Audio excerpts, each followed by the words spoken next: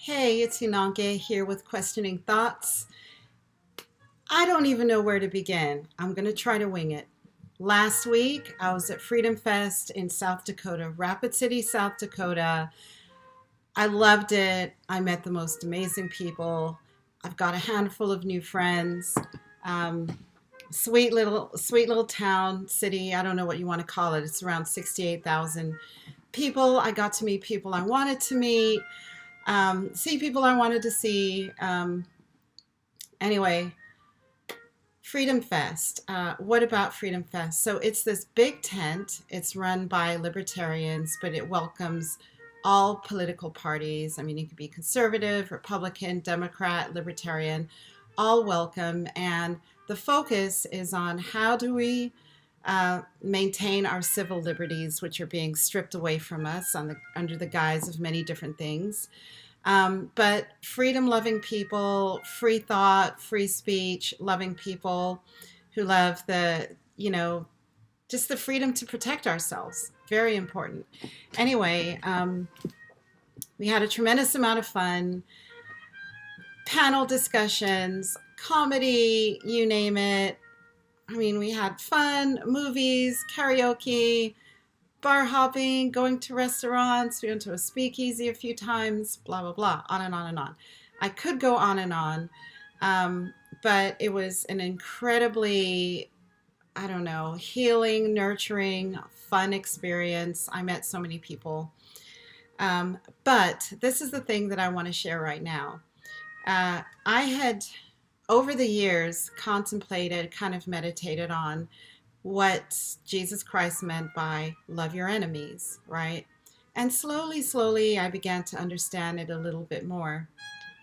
But honestly, like when you look at the lay of the land, like, millennia, or for as long as human beings have been around and organized ourselves in societies, whenever we look at warfare, right?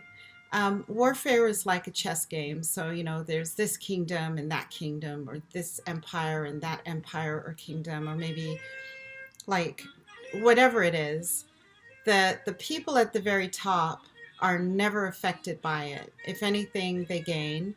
Um, but usually they're protected and they have agreements, like this king is fighting that king and they agree they're not going to kill each other off. Um, but they have their pawns that they willingly sacrifice on their own behalf, right? Um, so going back to warfare, we are at war right now. War doesn't look the way it used to back in the day. We don't need mortar and bullets and bombs and things like that to conduct warfare anymore. I mean, warfare comes in many different guises, like biowarfare or cutting off people's food supply, which is generally always done with the physical warfare. First, you kind of like starve the people out and weaken them, and then you go in for the kill and, clean up and whatever. But when it comes to warfare, the people who suffer are the people on the ground. The people who suffer are the people who are, the builders and the makers and the farmers, and they could be the ones working in the factories, and they're the small business owners, and they're the independent people, and they are commanded to go to war for an idea that their leaders are fighting over. Um, so Jesus said, "Love your enemies," and well, I took that to heart, and surprise, surprise, come to find out that not only are the people that the media and politicians tell me are my enemies, not only are they not my enemies, they're my friends.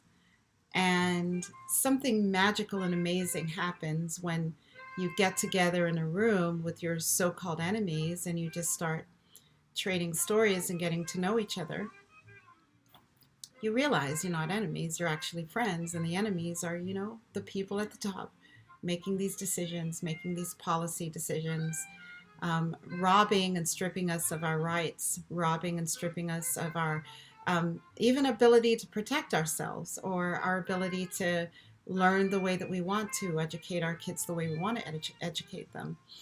Um, So all of that to say, well, something else that I want to say is I got to this point because I willingly sacrificed everything, and I did not know that this is where it would bring me.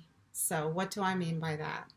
Um, because of my love for truth, I willingly sacrificed my need to be accepted, my need to be part of a group, my need to be looked on with respect, my need to, um, yeah, basically those things. I sacrificed my ego, right? Because our egos are these nasty little animals that tend to run us most of the time. And I, my ego's still here, but I subdued it and I sacrificed. Like I allowed myself to just be in that fear and that terror of not being accepted. I think it was easy for me because earlier in my life, that was kind of my life. So even though I was quite adept at that, still with all of this coronavirus stuff and all the political stuff, it's just on steroids.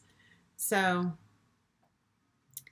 my commitment to the truth had me seek the truth and share the truth. And the consequence of me sharing the truth was I got canceled by a bunch of people. Most of the people canceled me very quietly, and I kind of expected that, and I accept it because I love you unconditionally, no matter what. I accept my condition, but on the other end, it's like I'm living in paradise on earth. I've got so many new friends. Um, Most of them are, they're entrepreneurs. If they're not entrepreneurs, they're entrepreneurial. They're planning for the future. They're builders, they're makers, they're deep, deep thinkers, they're innovators. Um, they're thinking about ways to preserve our human freedoms and dignity, and they're passionate about it. They're some of the most loving people. They're in tune with nature. They respect and they understand natural law. You know, they're the people who should the entire grid go down in the world. It's like I want to be with them because they know how to survive. Um, and they're loving. I mean, they're just the most loving, compassionate people, very, very caring. And they are people who love their enemies. They don't see people who oppose them as evil or as people who have to be, shut down or killed off or eliminated or anything like that. They're just like, hey, most of them were like, I used to be like that. I used to think that, but now I have this knowledge. I see the big picture. I don't think that anymore. I've got a phone call I got to get. Thank you for listening.